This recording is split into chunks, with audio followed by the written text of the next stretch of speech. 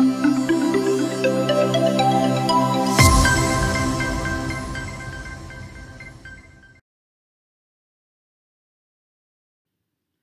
and welcome to Daily News Simplified, an answer to what, why, and how of newspaper reading. Today we are going to analyze the Hindu dated 17th of March 2020. Displayed on the screen is a list of articles that we are going to cover today. Timestamping for the same has been provided in the description of the video. Let's begin our analysis. Page number 15 of today's newspaper presents an article which talks about RBI's focus on liquidity is correct.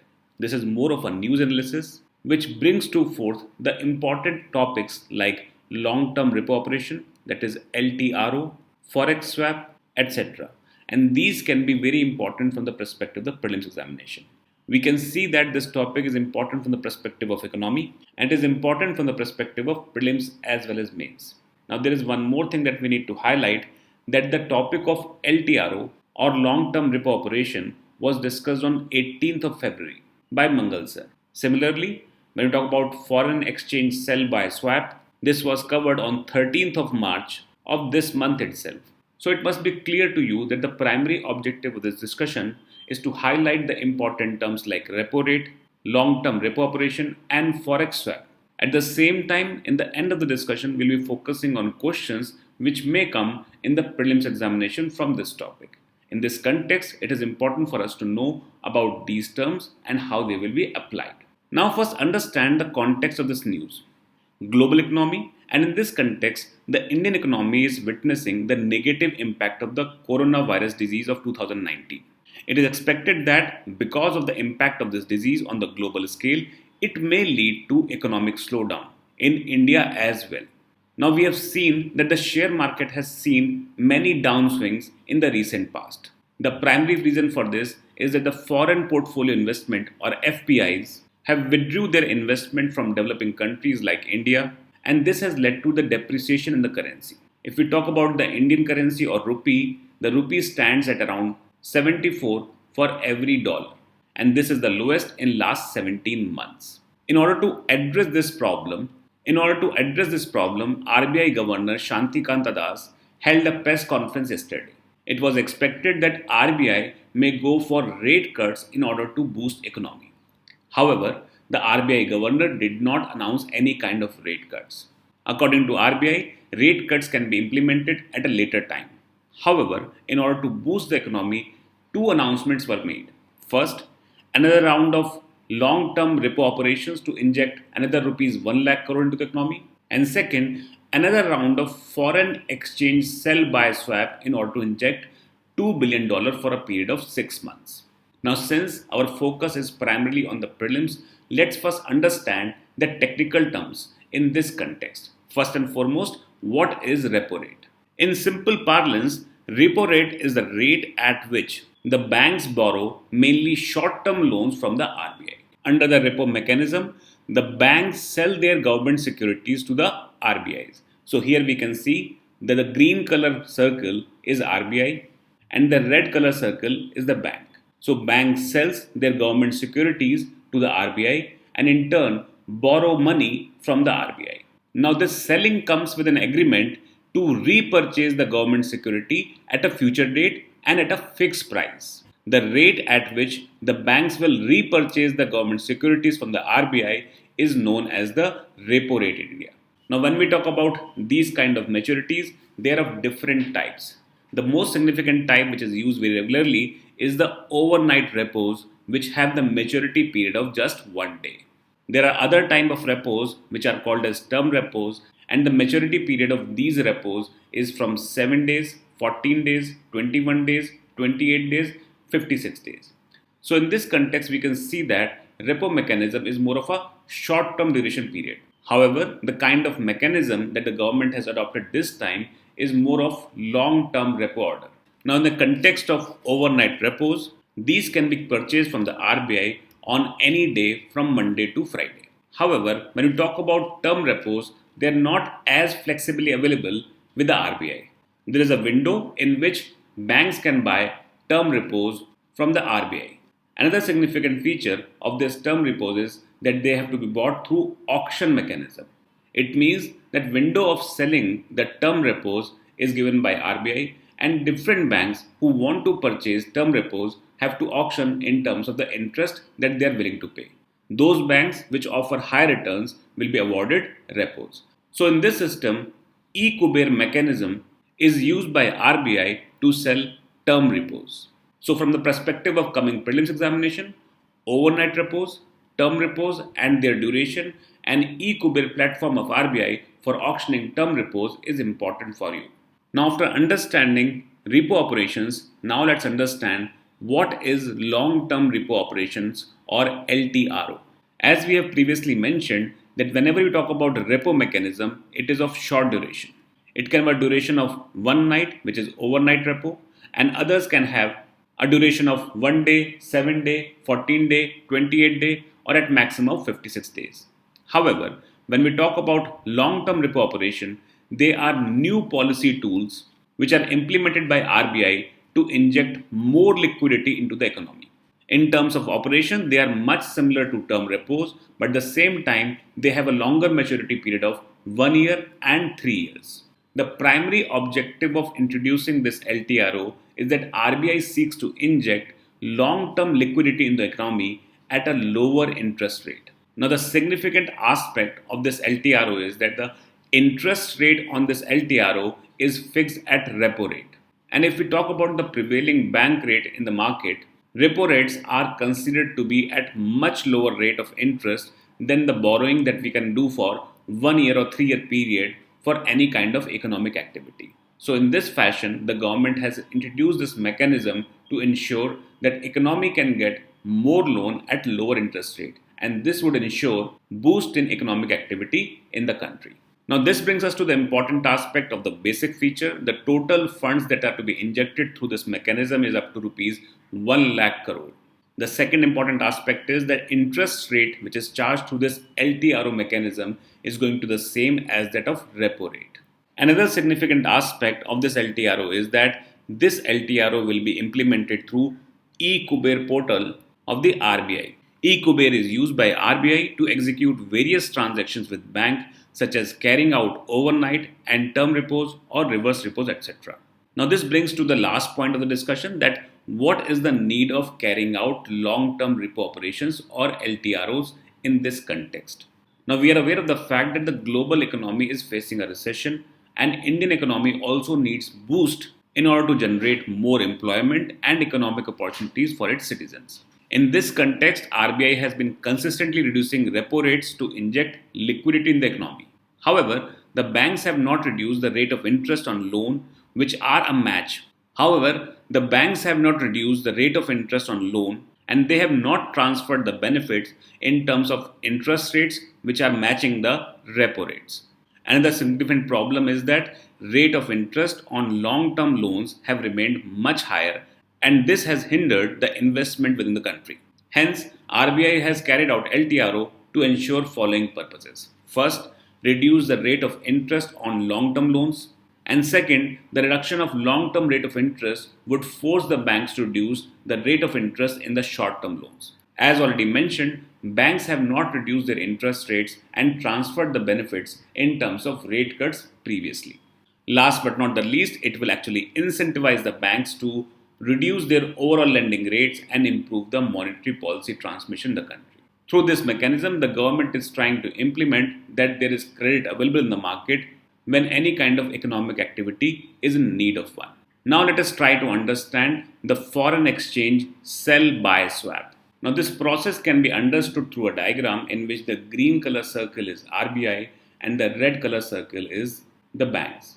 Now RBI in this process will sell $2 billion in foreign exchange to the banks, and in turn banks will make the payment to RBI in terms of rupees.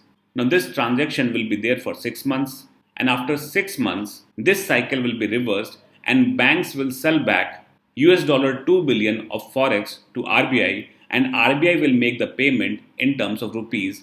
So this is the mechanism that will be implemented for foreign exchange sell-buy swap. So in simple terms, the swap will be in the nature of simple buy or sell of foreign exchange swap from the RBI side. As already mentioned, RBI would sell dollars to the banks and simultaneously agree to buy the same amount of US dollars at the end of the swap period. This particular mechanism shall involve two steps. In the first leg of transaction, the banks will buy US dollars from the Reserve Bank of India at the prevailing exchange rates. In the second leg, which is after 6 months, the bank will be required to sell the same amount of dollars in order to get the rupee back. So in this fashion, we can see that it will act as a swap mechanism where dollars with the RBI would be swapped with Indian rupees with the bank for a specified duration. Now, in order to fund this foreign exchange sell buy swap, RBI will use its forex reserves, which stand at around US dollar 481 billion. RBI will park its US dollars for around 6 months, and in this process it is expected that the supply of dollar will increase with the banks, and this will actually ensure that the value of Indian rupee will increase. It means rupee appreciation will take place. The second important aspect of such swap would be that it will ensure that exchange rate volatility is reduced to minimum. One negative aspect of this entire swap is that the forex reserve of RBI will be curtailed for the period of 6 months, in this case as announced by the RBI. So we can see that this topic is very important from the perspective of prelims examination, and you must have got good grasp of repo, eCubear, LTRO and swap concept. So in this context, let's take up few questions to understand how UPSC may frame questions around them in order to check your understanding in the actual examination. Now let's discuss the question which is mentioned on the left hand side of the screen. It reads, with reference to long-term repo operations, consider the following statements. First, it is a tool used by RBI to inject liquidity in the economy. This is definitely correct, as we have seen the discussion just now. Second is the rate of interest on the LTROs is higher than repo rate. This is incorrect. We know the kind of mechanism that RBI has implemented. The LTRO rate is going to be equal to the repo rate. So in this context, statement 2 is incorrect. Now we have to identify which of the statement given above is our correct. So we can say that only one is correct, and hence option A is the correct choice. Second question, which is based on foreign exchange swap. Which of the following is our likely impact of foreign exchange sell buy swap, which was recently carried out by RBI? First is increase in the value of rupees vis-a-vis dollar. Now we have already discussed that as more dollar is available in the market, the value of dollar is expected to come down, and this will increase the value of rupee vis-a-vis dollars. So statement 1 is definitely correct. Second statement is increase in the forex reserve. As already discussed, RBI has forex reserve around US dollar 481 billion now, and for 6 months this forex reserve will be reduced, and hence statement 2 is incorrect. Third is exchange rate stability. This again is correct. As more dollars are available in the market, it will ensure that exchange rate stability is managed in the market, and hence statement 1 and statement 3 are correct. By this understanding, option A, which is 1 and 3 only, should be the correct answer choice for you. Page number 11 of today's newspaper presents an article which talks about closing the gender gap in science. This topic is important more from the perspective of the mains examination. However, there are some aspects of schemes related initiatives which are important from the prelims examination as well. In our discussion, we'll be focusing on both the aspects, the mains as well as the prelims. In terms of syllabus mapping, this topic will come under General Studies Paper 1 under the section of Society. In terms of subtopic, it will be important from the perspective of role of women and women's organization. Now let's understand the context of the article. The author highlights that India celebrates National Science Day on 28th of February every year to mark C.V. Raman's discovery of scattering of light. At the same time, the author also brings to forth that this year's theme for National Science Day was Women in Science. Now it is important for us to know that globally, if we talk about the contribution of women in terms of science and technology, is close to 29%. It implies that amongst the people who are involved in scientific research and development, around 29% of them are women. At the same time, when we talk about the situation in India, this situation is much different. In terms of India, the contribution of women in scientific research and development is around 14%, which is very low in comparison to the global standard. In this context, the author has highlighted in terms of closing the gender gap, especially in the field of science. So, in this context, we'll be focusing on the aspect of STEM. Now, when we talk about STEM, it means science, technology, engineering, and maths.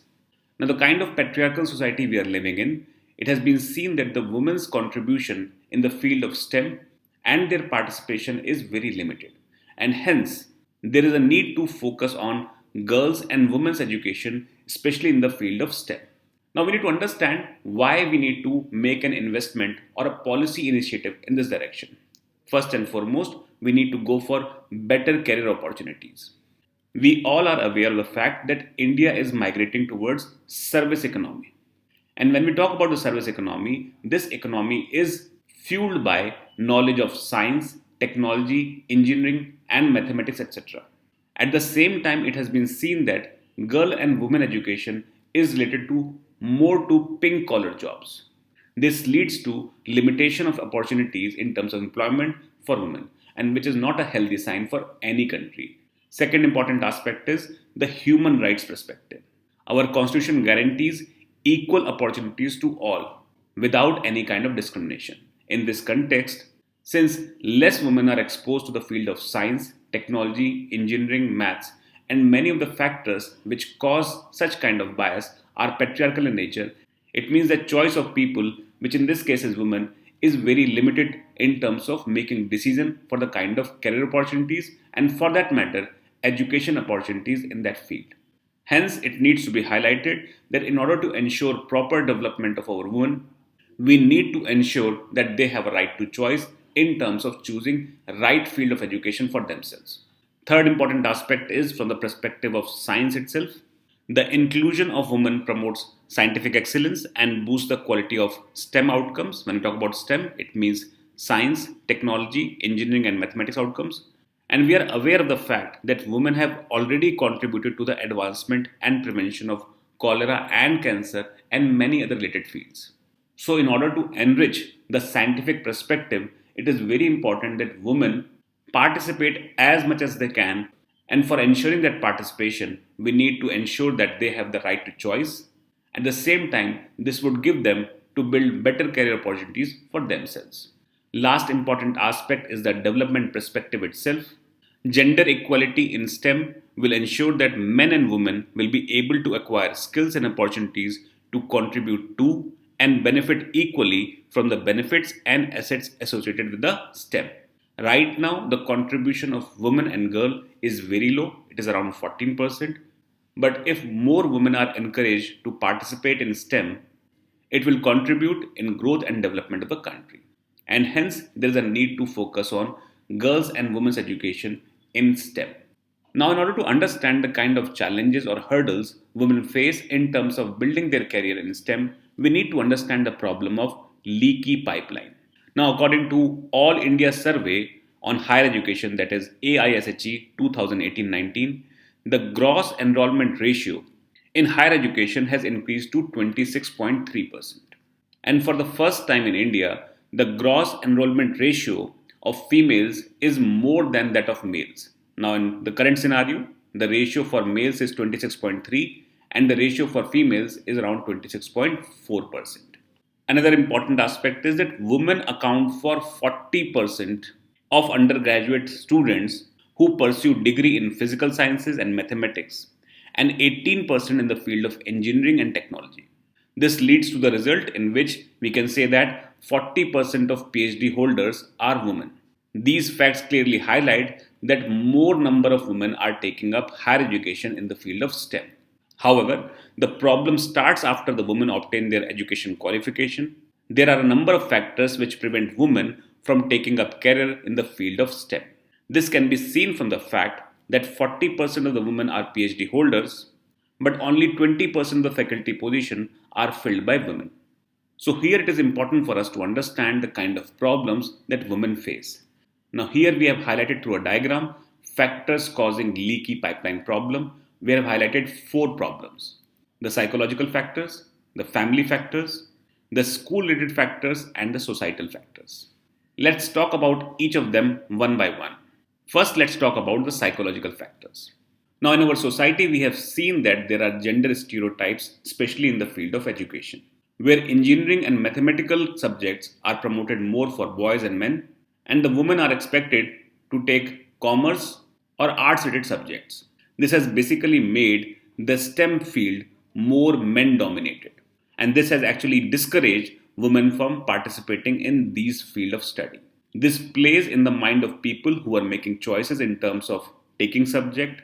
At the same time, there are other factors which reinforce this kind of a thought process. In this case, family factors are very important.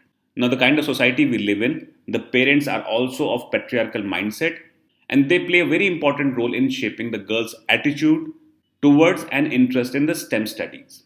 Parents with traditional belief about gender roles who treat girls and boys unequally can reinforce negative stereotypes about gender and the ability of a girl child to perform and excel in the field of STEM.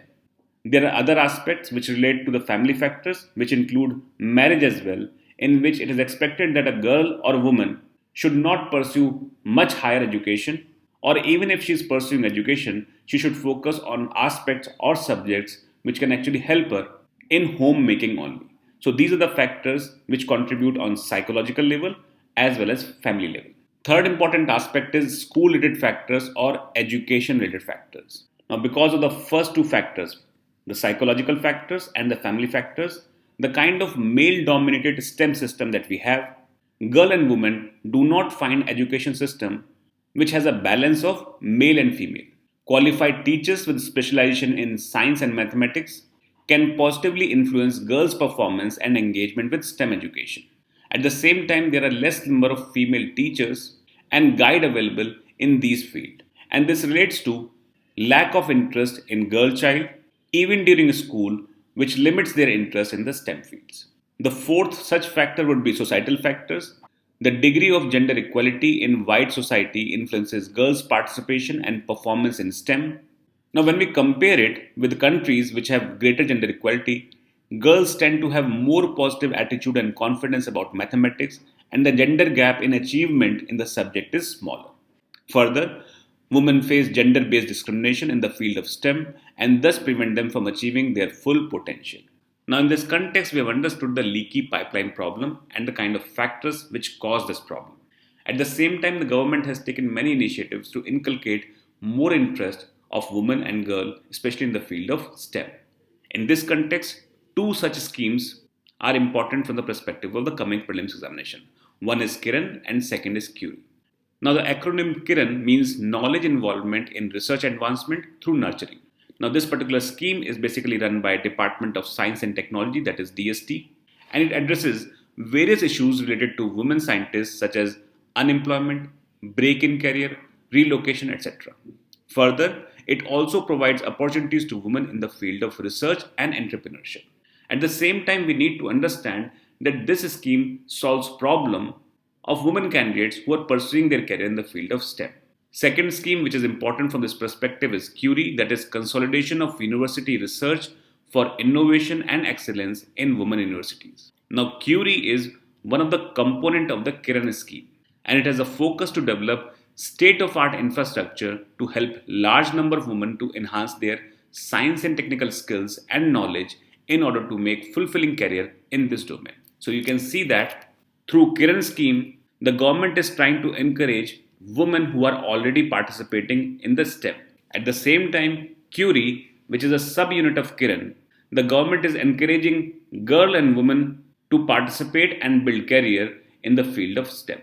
Now, from the perspective of the coming prelims examination, you must focus on Kiran and Curie schemes and develop your understanding on these issues. At the same time, you must also understand that UPSC may ask about leaky pipeline problem is related to which of the following.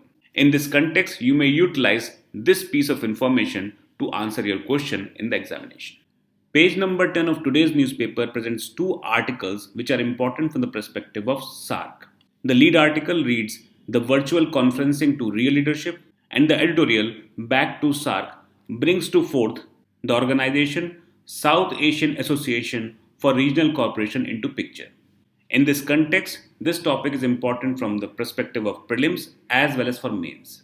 In terms of syllabus mapping, this topic will come under General Studies paper 2 under the topic of international relations. In terms of subtopic, it will be related to India and its neighborhood relations, and second, bilateral, regional, and global groupings and agreements involving India and or affecting India's interest. Now, it is important for you to know that since 2016, when India and other SAARC members withdrew from the Islamabad conference, India's decision to withdraw from this conference was because of Uri attack. And since then, many experts have forecasted that SAARC as an organization has gone dead. In this sense, the recent high level virtual meeting has brought a new life to this organization.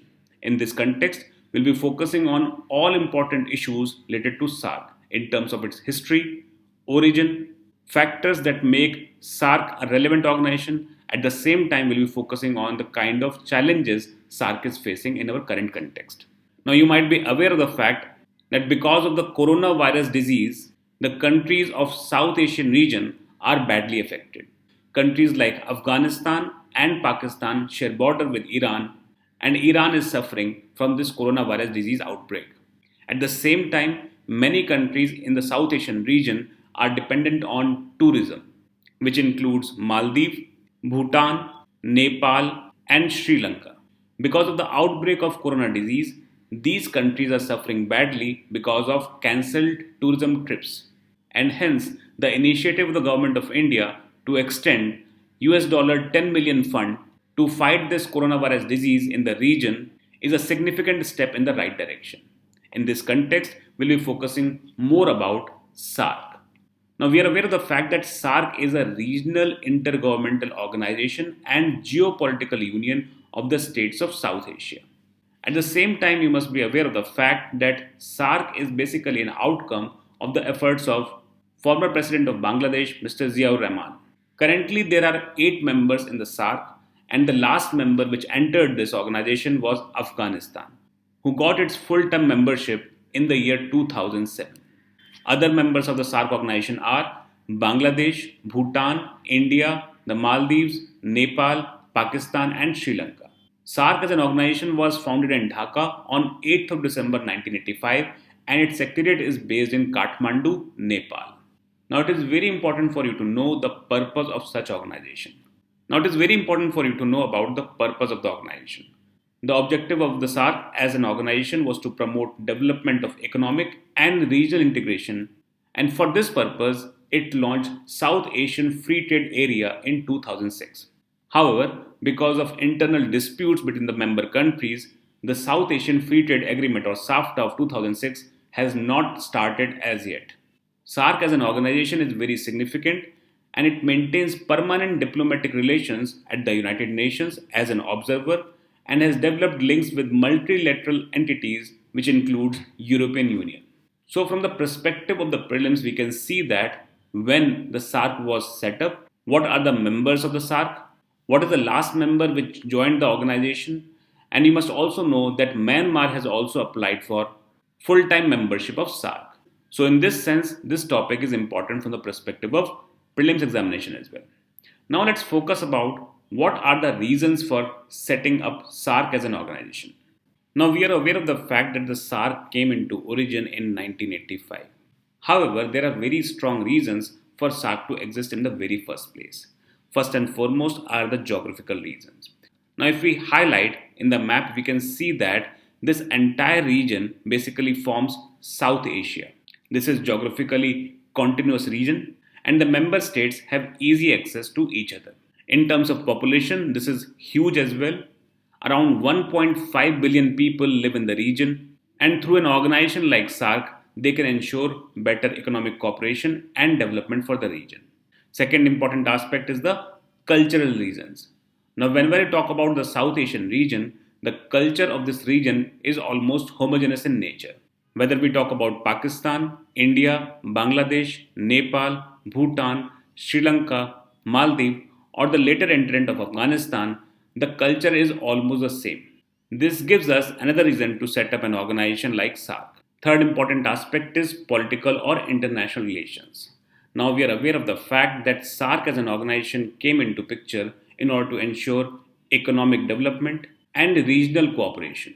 At the same time, this organization is also very important because it manages diplomatic relations with the UN, the European Union, and many such organizations. At the same time, economic reasons are also very important for the perspective of SAARC itself. Now, when we talk about SAARC as an area has around 20% of the world population, which stands at around 1.5 billion. At the same time, in order to ensure economic development and prosperity for its citizens, these countries must interact on the economic basis as well, just to ensure resources of the region are used for the growth and development of the people in the region. Another important aspect is around 450 million people in the region are living in poverty. If we utilize our resources in the most efficient manner, then this will bring prosperity for all. At the same time, the collective efforts could ensure decrease in this number by a significant portion.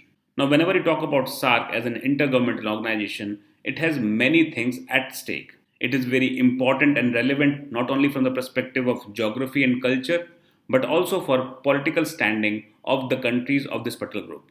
At the same time, there is great economic opportunity that is also available in this region through this organization. However, SAARC as an organization has not realized its potential in terms of achieving great benefits for its member states. The reason for this is very simple to understand, that there is Article 10 of SAARC Charter, which basically prohibits bringing bilateral issues to the platform for discussion. Now, we are aware of the fact that both India and Pakistan has unsettled dispute about the state of Jammu and Kashmir and the issue of terrorism, and for this matter, this particular Article 10 of the SAARC Charter has limited the scope of SAARC as an organization, and this has also led to the failure of the organization as well. However, it is too early to say that organization like SAARC has failed, and the recent initiative by the government of India has brought new life to the organization. Now let us focus on the reasons for the limited success of the SAARC. Now we are aware of the fact that SAARC as an organization is an intergovernmental organization and it has 8 members. However, when you talk about the members have huge discrepancies. There is a country like India, which has a population of around 1.2 billion and has the economic might more than the combined economic might of rest of the members. India has shown big brother attitude in the organization, and in this context, other members of SAARC organization felt marginalized in their existence, presence, and utility. One of the most significant problems that the organization has faced is the Indo-Pakistan problem. Now, as already mentioned, Article 10 of the Charter clearly prevents any kind of bilateral issue to be raised on the platform. However, India and Pakistan have inherited the legacy of state of Jammu and Kashmir, and Pakistan has not stopped sponsoring terrorism in India. Because of this endless debate over the status of Jammu and Kashmir and how to stop terrorism in the region, India and Pakistan have locked their horns in the multiple occasions. At the same time, this has brought this organization to a standstill. Third important aspect that we need to understand is the focus on the socio-economic development of the region. SAARC as a region has a population of around 1.5 billion, and out of this 1.5 billion, roughly 450 million people live their life in poverty. At the same time, the economic impact of the countries of the region is very limited in nature. The total population of this region is around 22% of the world. At the same time, their contribution in the world trade is around 3% only. If we compare it with a similar organization like ASEAN, which has 8.4% of the world population, but at the same time, in terms of contribution of economic activity, they control around 7% of the global trade. So in this sense, we can see that the kind of socio-economic development of the region is very limited, and hence economic impact and development potential of this particular region is basically hampered. Another important aspect is when we talk about socio-economic development, most of the countries in the region are agriculture dependent. As they are agriculture dependent, the trade activities of one country is going to jeopardize the interests of the other country. And hence, the kind of economic cooperation that we were planning through SAARC as an organization never took off in the true sense. Last but not the least is lack of connectivity. Now, when we talk about this region, this is more of a geographical unit. At the same time, there is very limited connectivity between the member of the SAARC country, and they require huge investment in terms of infrastructure to ensure better connectivity. One of the assessments says that This particular region requires investment of around $2.5 trillion to ensure smooth connectivity amongst the countries. At the same time, one of the causes for this lack of connectivity is because of many unresolved issues between the member countries. We know that India has border issues with Pakistan. At the same time, there is a refugee problem between Pakistan and Afghanistan. Similarly, India has border issues with Bangladesh as well. And in this context, that this lack of connectivity is not going to get solved in the recent future. So, what is going to be the outcome for the SAARC? Is SAARC is going to be a failure? And this is the question that we need to answer in our current debate. Now, this brings us to the last part of the discussion. What is the actual relevance of SAARC and what kind of a future we can see for the organization? Now, we know that SAARC has a lot of significance and relevance. At the same time, there are a variety of issues which has impaired the organization as such. At the same time, there is a realization that this organization is vital for the region and the organization needs to be strengthened. The recent initiative by the government of India shows similar kind of intent. We know that SAARC has many kind of problems, but at the same time, this is one credible platform where the local leaders can meet and discuss issues of a region which actually writes the destiny of around 1.5 to 1.6 billion people. So we can say that SAARC as an organization is still relevant and we can see some future for the organization. Now on page number 10, there is an editorial by the name of Fight for the Finite. On the same page, there is a lead article which is A Crisis Hit Iran at the Crossroads. Now when we talk about these two articles, these are basically implications of COVID-19. In the first case, that is Fight for the Finite, it has been highlighted that the kind of health infrastructure we have is not sufficient to combat pandemic like COVID-19.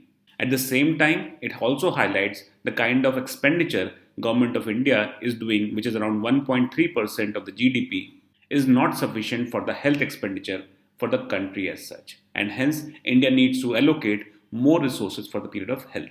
The issue of Iran, as highlighted in the crisis in Iran, is of similar nature but of the different perspective.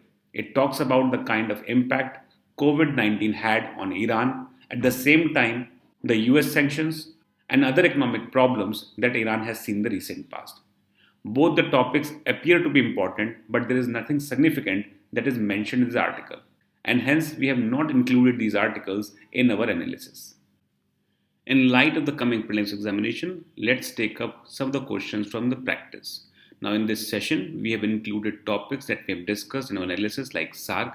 At the same time, some of the topics which are mentioned in the newspaper, especially on page number 6, which talk about Sundarban National Park and Pekke Tiger Reserve, have also been included. This is to ensure that you do not miss any relevant information from the perspective of coming prelims examination. Let's take up first question. Consider the following statements about the SAARC. First, since its inception, SAARC has 8 members and Myanmar has applied for a permanent seat. The second part of the statement is definitely correct, as Myanmar has applied for a permanent seat. However, as discussed in our analysis, Afghanistan, the 8th member, became part at a much later date, and hence statement 1 is incorrect. Second, SAARC has been designed to act as a platform to solve bilateral issues between member states. We are aware of the fact that this is also incorrect as highlighted in our analysis. Article 10 of the SAARC Charter basically prohibits discussion of bilateral issues in the SAARC platform, and hence both the statements are incorrect. So we have to identify which of the statements given above are correct, and our answer should be neither 1 nor 2, that is option D. Second question reads, consider the following statements about Sundarban National Park. Now, Sundarban National Park has been mentioned on page number 6, and that is why we have taken as a question. First, it is a UNESCO World Heritage Site as well as Ramsar Site. The first statement is correct. Sundarban National Park received the status of UNESCO World Heritage Site in 1987. At the same time, in 2019, which is very recently, this also got the status of being a Ramsar Site. So, statement 1 is correct. Second, it is home to Bengal tiger and saltwater crocodile. This is also correct. And hence the correct answer in this case is option C, that is both 1 and 2. Question number 3, which is also based on the information given on page number 6 of the newspaper. It talks about Pekke Tiger Reserve is located in which of the following state. The correct answer in this case is Arunachal Pradesh. Now, this tiger reserve became important because recently Arunachal Pradesh government has decided to keep in abeyance the survey work for the road through the Pekke Tiger Reserve. And hence, this news is important from the perspective of the coming examination. With this, we have come to the end of today's session. Let's move to the question of the day. Question for the day reads: consider the following statements about eCubair. First, it is a platform made by the government to offer cheap loans to startups in India. Second, the platform facilitates auction of government securities. Now, in this context, we have to find out which of the statements are correct. Option A reads 1 only, option B reads 2 only, option C reads both 1 and 2, and option D reads neither 1 nor 2.